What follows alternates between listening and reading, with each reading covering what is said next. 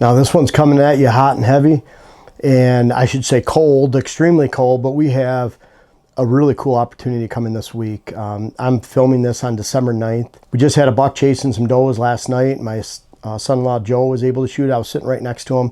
And then I took out a doe afterwards about 8 minutes later. So it was a really, really cool hunt. I can't wait to bring that to you.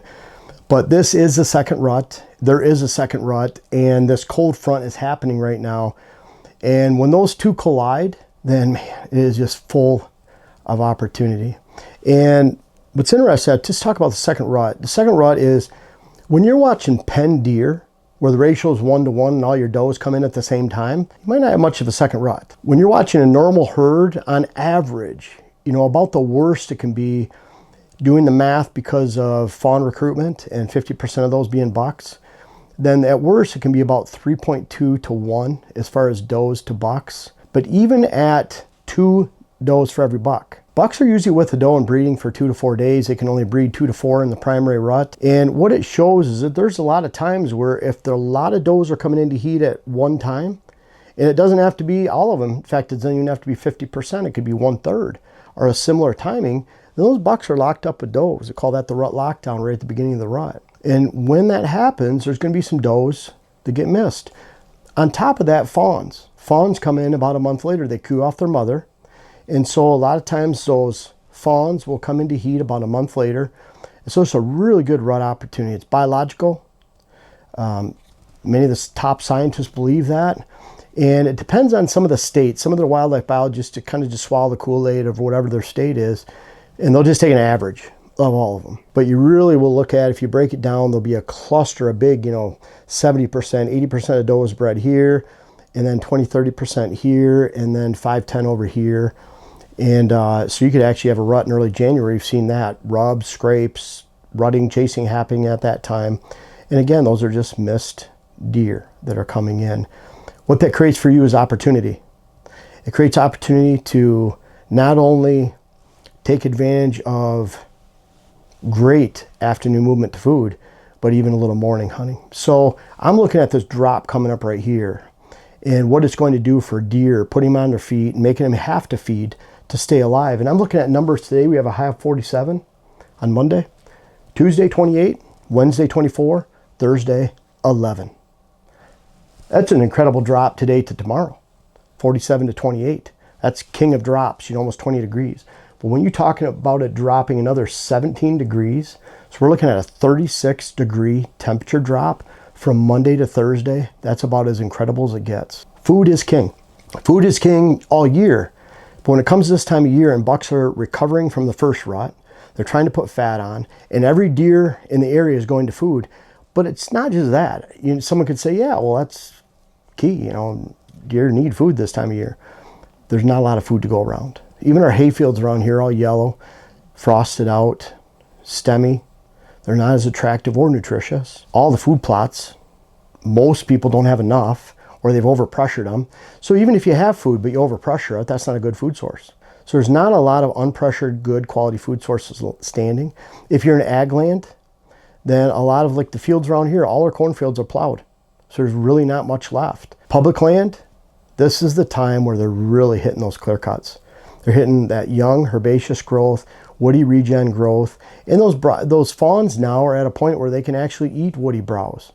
So that changes the whole doe family group mentality and daily feeding patterns, where they can actually go hit briars, hard to regen, shrub tips. They can hit all that right now.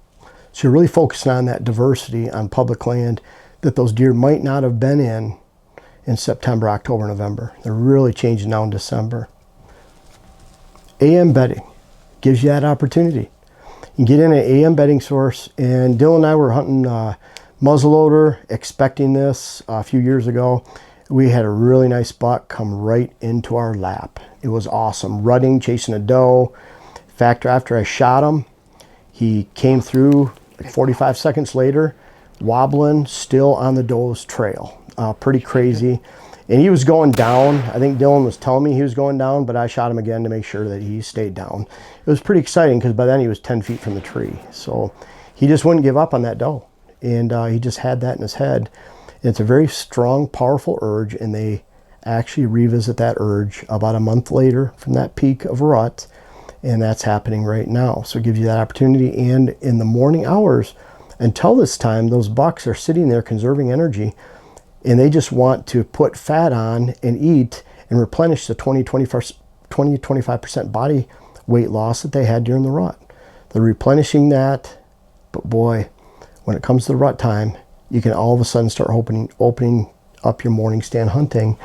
But when you get into that pattern where you have deer bedding here, you might even know a mature buck's in this area, and he's feeding over here, unpressured afternoon food sources, unpressured bedding. Sometimes the worst thing you could do is go pressure that bedding area.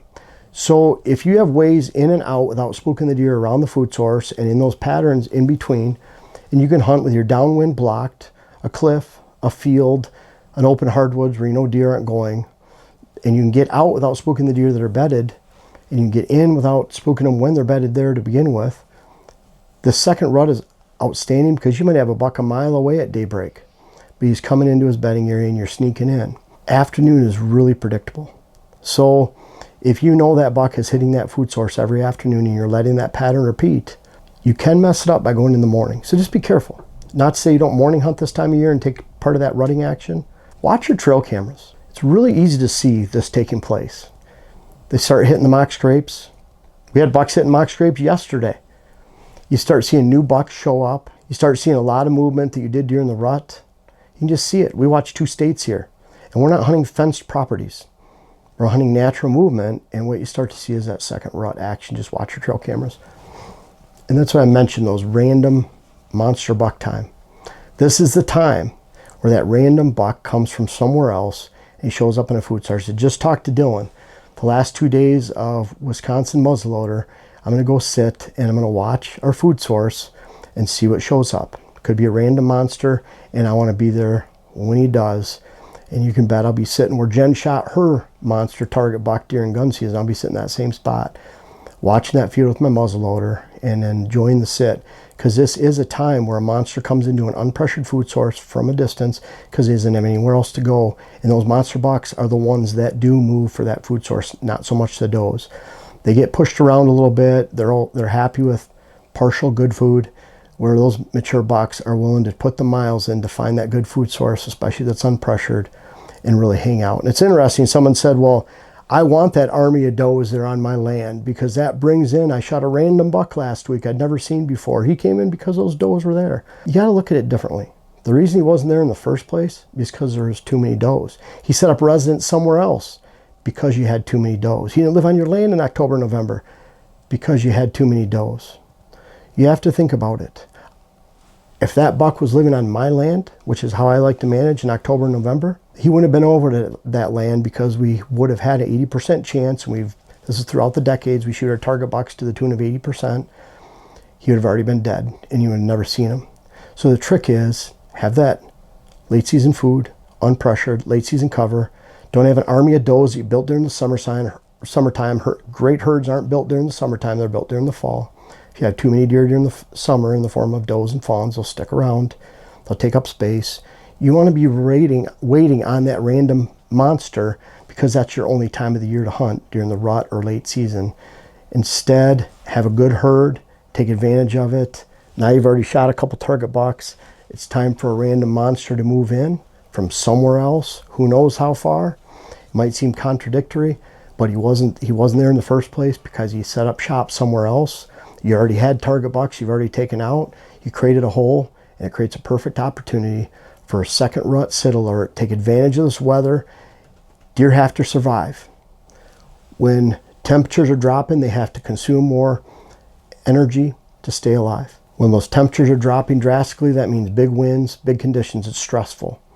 When it's stressful, they're not going out into the open food sources and really eating hard and filling up like they normally would. So in 3 ways, lack of quality feeding, stress, and temperature drop, they put the feed bag on when those conditions subside on the back side of the front. And you can rest assured we're going to be hunting that this week, and you should too, and you should expect some second rut success, especially up here to the north. And then as you get down into Kansas, Missouri, Tennessee, West Virginia, That might be more like the 3rd week of December, but it's all coming to a head right now across the north, especially in the northern 2/3 of the state. If you're down south and you still get this cold front, great time to hunt because it's still food related. Maybe you just don't get out and sit in the morning, but it's a great opportunity to watch deer putting the feed bag on and have a great hunt for an afternoon sit out in the snow, out in the cold in December. It's that time of year. What do I mean? Christmas time. I just want to remind you of all the stuff that we have that you can buy to help your loved ones, yourself, achieve their whitetail dreams. We have all the books I've written, our web classes, our seed products, and if you're a really big spender, hire one of us to come out and design your parcel. We've actually had a few Christmas and birthday presents like that. Bottom line is there's a lot of tools to help you out. And if you don't want to spend anything at Christmas, we do a lot of free content for you. But check our Christmas stuff out, whitetailhabitatsolutions.com, Pure Wildlife Blend Seed Company. Thanks for watching, guys, but most importantly, Merry Christmas.